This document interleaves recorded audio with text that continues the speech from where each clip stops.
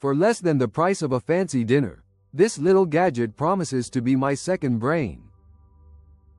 It's supposed to record my important conversations, organize my scattered thoughts into perfect to-do lists, and basically turn my chaotic life into a well-oiled machine.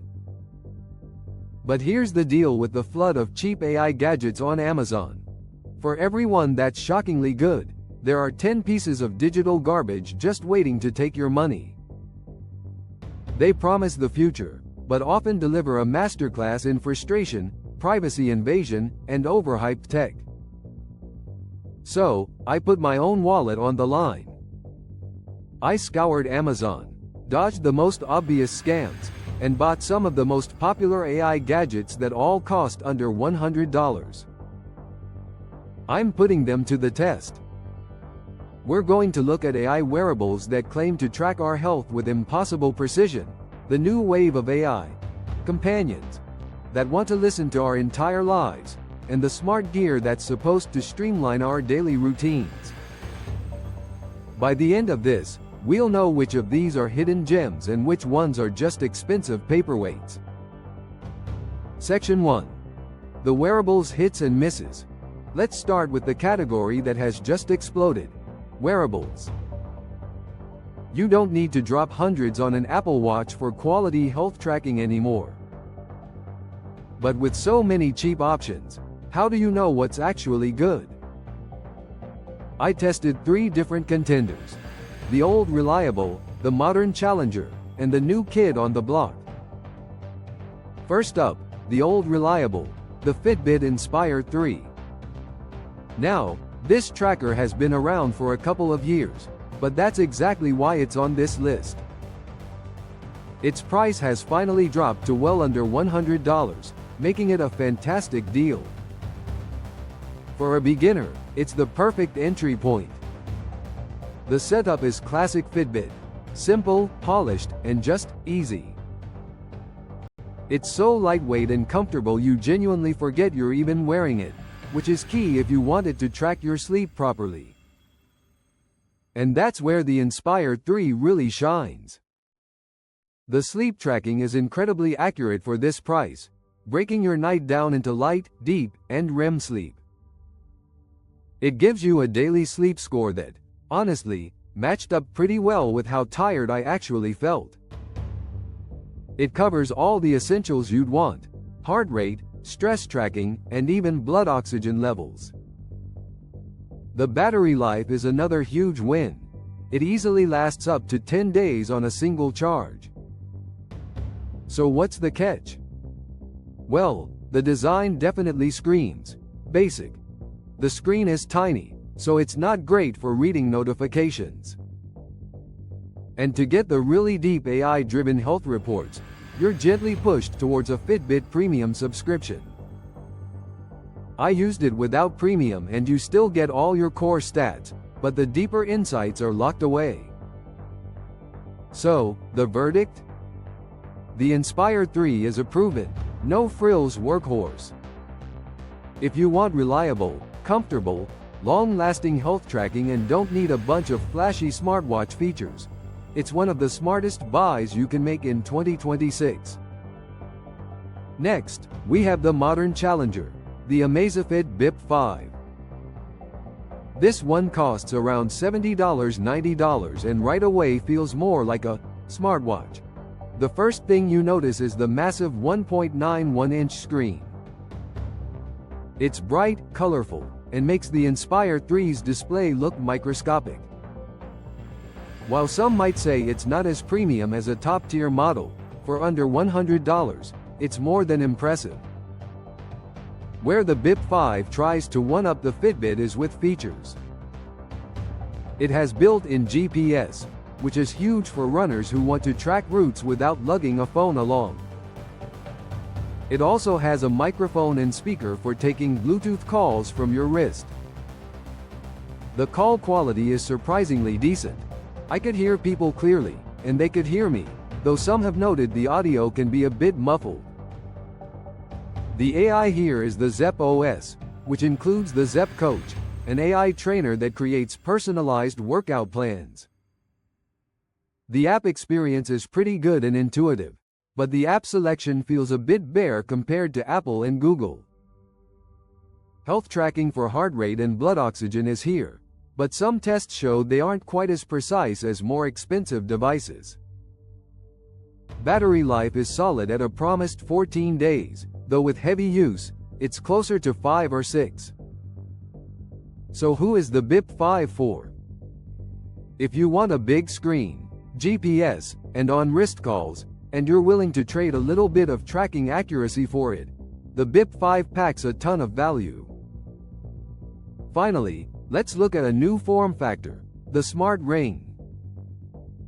This category is getting popular, but options like the Aura Ring are pricey. So for this, I had to break my own rule. I tested the Ring Con Gen 2 Airwitch, at around $200, is over our budget. But it's worth talking about as one of the most affordable, subscription-free smart rings out there. The Ring Con is incredibly lightweight and discreet, designed for 24/7 wear with a focus on sleep and recovery. It tracks sleep stages, heart rate, blood oxygen, and body temperature, then compiles it all into a daily wellness score. The best part? There are no mandatory subscription fees, which is a huge plus compared to Aura and Fitbit. It has a great battery that lasts for days, and its sleep tracking accuracy holds its own against pricier competitors. The main drawback is that it's not built for active workout tracking. It'll log your activity, but you don't get the real-time feedback you would from a watch. The app is functional but not as polished as what you'd get from the big players. For around $200, it's a specialized tool. If you mostly care about sleep data and want the most invisible tracker possible, it's a great value. But for all-around fitness, a watch is still the more versatile and budget-friendly choice. Section 2. The AI Companion's Genius or Gimmick. Now for the weird stuff. A new breed of AI gadgets is here. Wearable recorders that promise to be your external brain. They listen to your day and use AI to summarize it, create to-do lists, and remember things for you. It sounds like sci-fi, but is it useful, or just a privacy nightmare? I tested two of the most talked about devices under $100. First up, the BAI Pendant. For about $50, you get this tiny, pill-shaped device you can clip to your shirt. The idea is simple. It's always listening, and the audio is processed by AI and then deleted, leaving you with summaries and action items. It has an incredible 7-day battery and, most importantly, no monthly subscription fee, which makes it way cheaper than its competitors. Setup was easy, though it's currently only for iOS. After a few days, the B app started filling up with summaries of my meetings and conversations. It pulled out action items like, follow up with Mark about the project deadline, and facts, like, you prefer coffee over tea. It was surprisingly good at getting the gist of a conversation. However, it's far from perfect. The AI sometimes hallucinates, thinking more people were in a conversation than there actually were. In a test at a small party, the bee identified 34 different speakers when there were only about 15 people, which made the transcript a chaotic mess. It also generates a mountain of to-dos and facts that you have to manually approve, which started to feel like a chore. And then there's the social awkwardness. Do you tell everyone you meet that a device on your shirt is recording them? The verdict on B? It's a fascinating, weirdly capable gadget for its price. It's not a perfect assistant yet, but as a subscription-free tool for personal life logging, it's a shocking glimpse into a very strange future. Now for the other side of the coin, the limitless pendant. This device came with a ton of hype, promising to be the ultimate memory tool. It costs $99 for the hardware, but they really push you toward a pro subscription plan to make it useful. Like B, it records your conversations and uses AI to make them searchable. It's designed to work with online meeting tools like Zoom and Google Meet, automatically transcribing and summarizing your work calls. The hardware is well designed with an all-day battery. When it works, it feels like magic. But the reality is much messier. The transcription quality is hit or miss. The bigger issue, though, is the privacy problem. The device's consent mode is meant to make sure everyone agrees to be recorded, but in the real world, it's clunky and awkward. Critics have called it an overhyped disaster, and the idea of a device constantly uploading your private conversations to a server is, for many, a step too far. Unlike B, which feels like a fun, low-stakes experiment, Limitless feels like a more serious, and therefore riskier, proposition. The value just isn't there yet, especially with the subscription and the major creepy factor. For now, the Limitless pendant is a hard pass. Section 3. The smart home and office, old versus new. Let's move into the home and office, where AI has been making our lives easier for years. You don't need a fortune to build a smart home. In fact, the best starting points are cheaper than ever. I'm starting with the ultimate gateway drugs to the smart home, the Amazon Echo Dot and the Google Nest Mini. They aren't new, but in 2026, they are still the undisputed champs of budget smart speakers, and you can often find them for under $50. Choosing between them really comes down to whether you're on Team Alexa or Team Google. I put the latest Echo Dot and Nest Mini head to head. For sound quality, the Echo Dot just sounds a bit better, with a fuller sound and more bass. It also has a 3.5mm audio jack, so you can connect it to a bigger speaker system, which is a fantastic option. When it comes to the AI assistants, both are incredibly smart.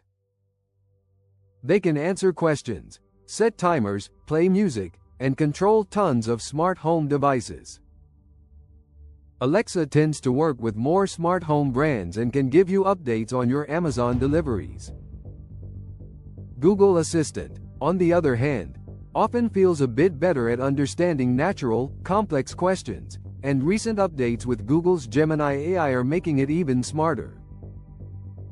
The Echo Dot's microphones also seem slightly better at hearing me in a noisy room. So which one should you get? If you're an Amazon Prime user or want the widest possible smart home compatibility, the Echo Dot is your best bet. If you're deep in the Google ecosystem, the Nest Mini is a seamless fit.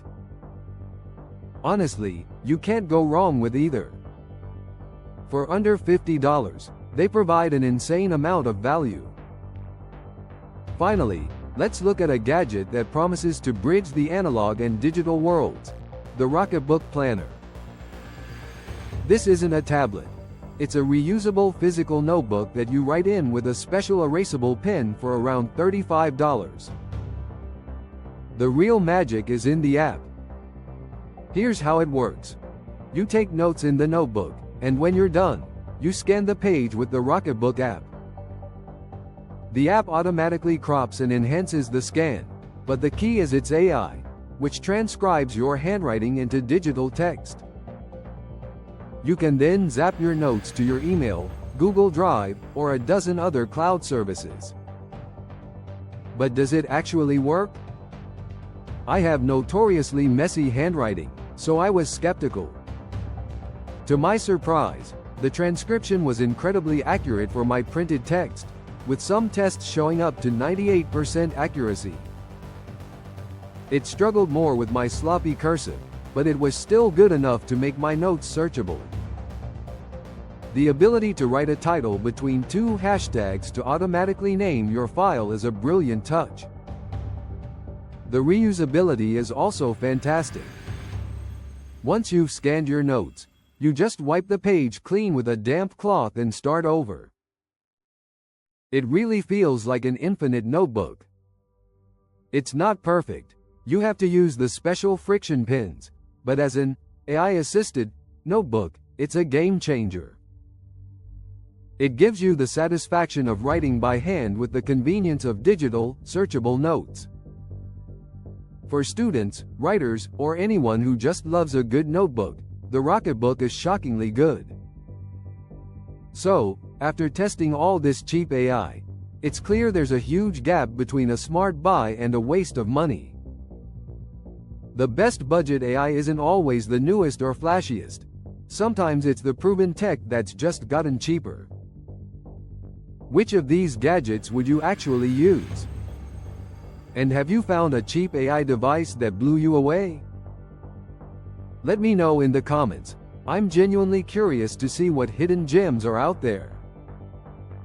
And while you're down there, if you enjoyed this, hit that subscribe button and turn on notifications so you won't miss the next time I put some overhyped tech to the test. For wearables, the Fitbit Inspire 3 is a fantastic, reliable choice for pure health tracking, while the Amazfit Bip 5 gives you more smartwatch features for a similar price. In the strange world of AI companions, the Bee shows a lot of subscription-free promise despite its quirks, while the Limitless Pendant is a warning about hype and privacy. For the smart home, you still can't beat the value of an Echo Dot or a Google Nest Mini. And finally, the Rocketbook proves that a simple, clever idea can be more useful than the most complex tech. The world of cheap AI is a minefield, but hopefully, now you know exactly where to step. Thanks for watching.